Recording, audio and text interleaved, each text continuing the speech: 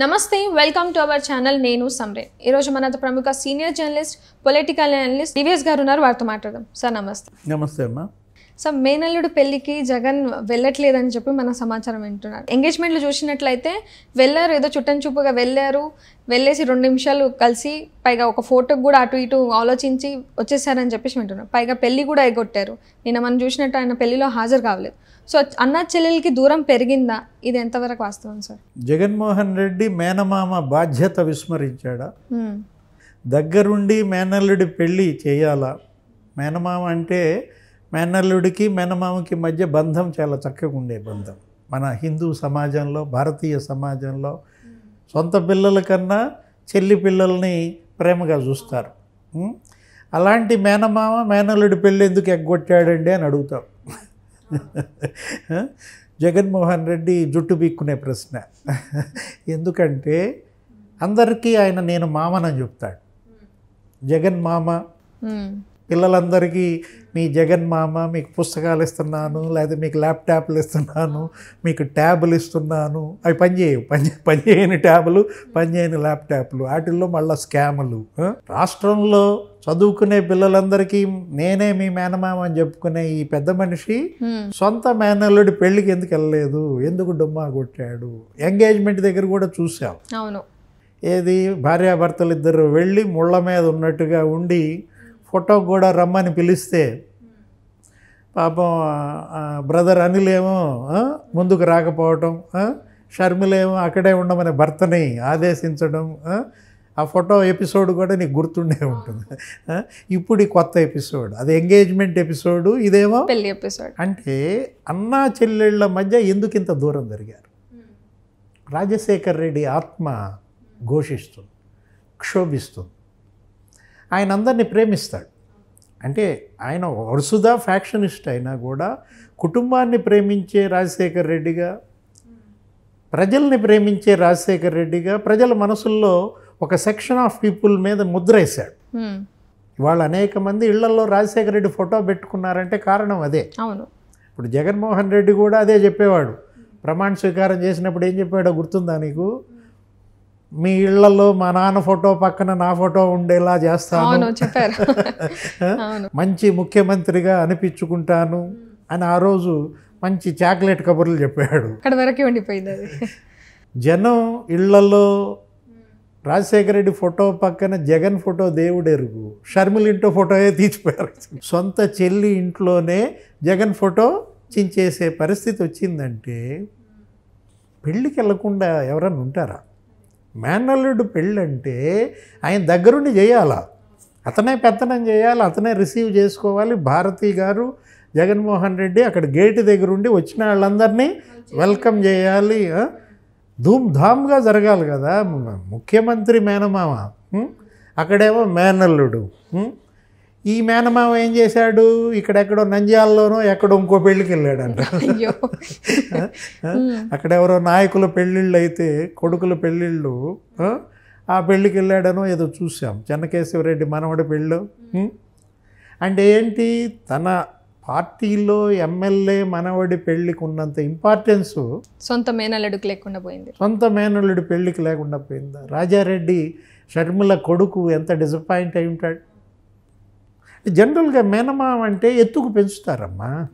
ఏది నా పిల్లల్ని నేను ఎత్తుకు పెంచినా పెంచకపోయినా నా చెల్లి పిల్లలు, నా అక్క పిల్లల్ని నేనే పెంచుతాను. అలాంటి బంధం బ్రేక్ అయిందంటే తప్పు ఎవరిది? షర్మిల దూరం అయిందా చేతులారా? నువ్వు దూరం చేసుకున్నావా? నీ భార్య బంధువులే నీకంత ఎక్కువ అయిపోయి నీ సొంత బంధువుల పట్ల ఇంత వివక్షత చూపిస్తున్నావు అనేది ఇవాళ ప్రజల ముందు చర్చనీయాంశమైంది. ఇప్పుడు షర్మిల కాంగ్రెస్ పార్టీలో చేరింది. ఆమె కాంగ్రెస్ కండువా కప్పుకున్నంత మాత్రాన నువ్వు దూరం జరగాల్సిన అవసరం లేదు. కాంగ్రెస్ కండువాయే మీ మధ్య శత్రుత్వాన్ని తెచ్చిందైతే ఎంగేజ్మెంట్కి ఎందుకు వెళ్ళావు? అప్పటికే కప్పుకుంది కదా ఆమె.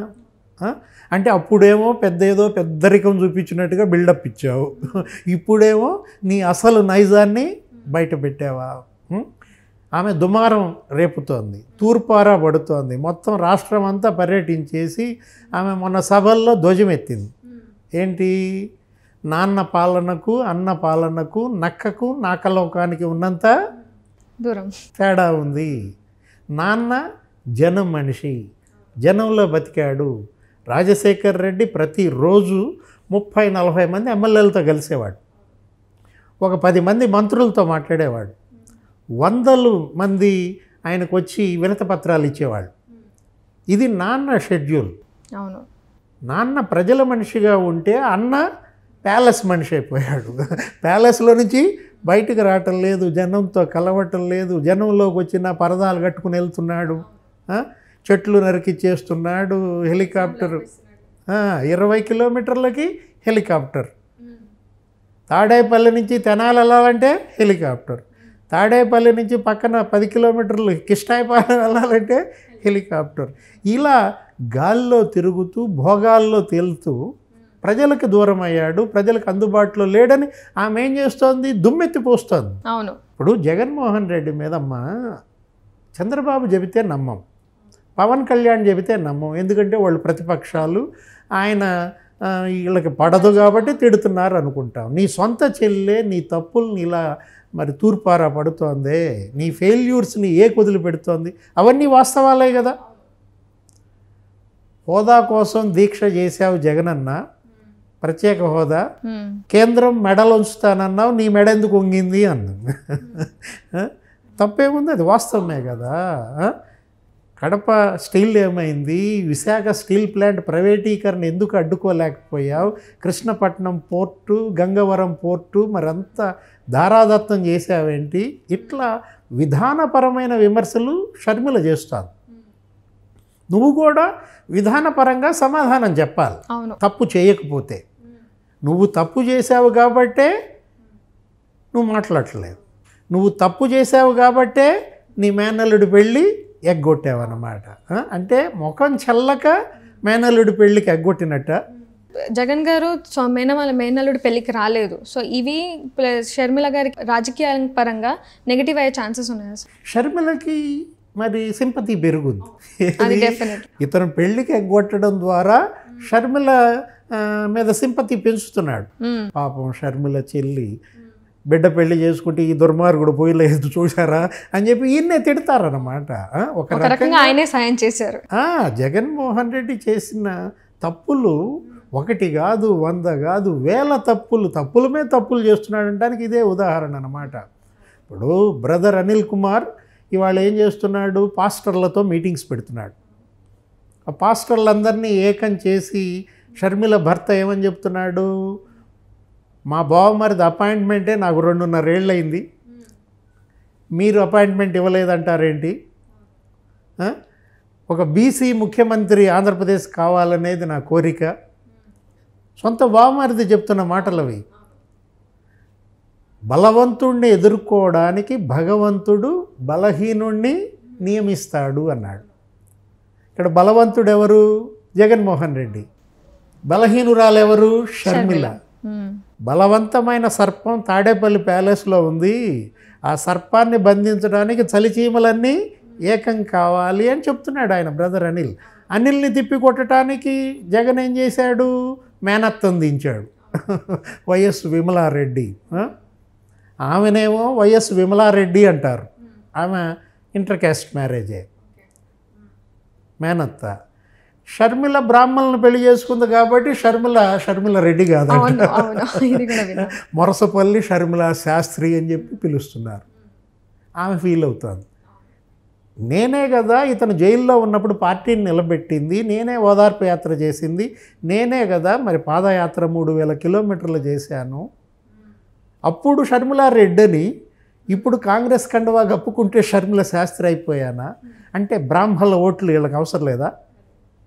షర్మిల శాస్త్రి అనడం ద్వారా జగన్మోహన్ రెడ్డి బ్రాహ్మణులను కించపరుస్తున్నాడు. ఇవాళ క్రిస్టియన్స్, ముస్లిమ్స్, బ్రాహ్మిన్స్, ఇవాళ బీసీ, ఎస్సీ, ఎస్టీ మొత్తం అంతా కూడా జగన్మోహన్ రెడ్డికి దూరం అయ్యారు. ప్రజలకు దూరం అయినటువంటి జగన్మోహన్ రెడ్డి తన వైఫల్యాలకి సాకులు ఎదుర్కోలేక ఏం చేయాలో జుట్టు బీక్కుంటూ ఇవాళ షర్మిల మీద మంట మండిస్తున్నాడు అన్నమాట. దీనికంతటికి కారణం షర్మిలే. షర్మిలని ఇంకా చంద్రముఖి అంటున్నాడు. షర్మిల చంద్రముఖి అంటే నువ్వేముఖి? అవును. షర్మిల చంద్రముఖి కాదు, షర్మిల నీ అబ్బముఖి. చూసావా షర్మిల ఫోటో, రాజశేఖర రెడ్డి ఫోటో? వాళ్ళ అబ్బముఖి.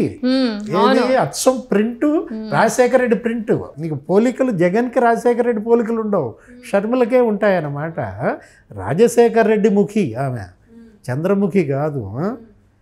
ఏదైనా జగన్మోహన్ రెడ్డికి మాత్రం చంద్రముఖి పట్టింది, అందుకే లక లక లక అంటున్నాడు. Okay, thank you so much sir. నమస్తే.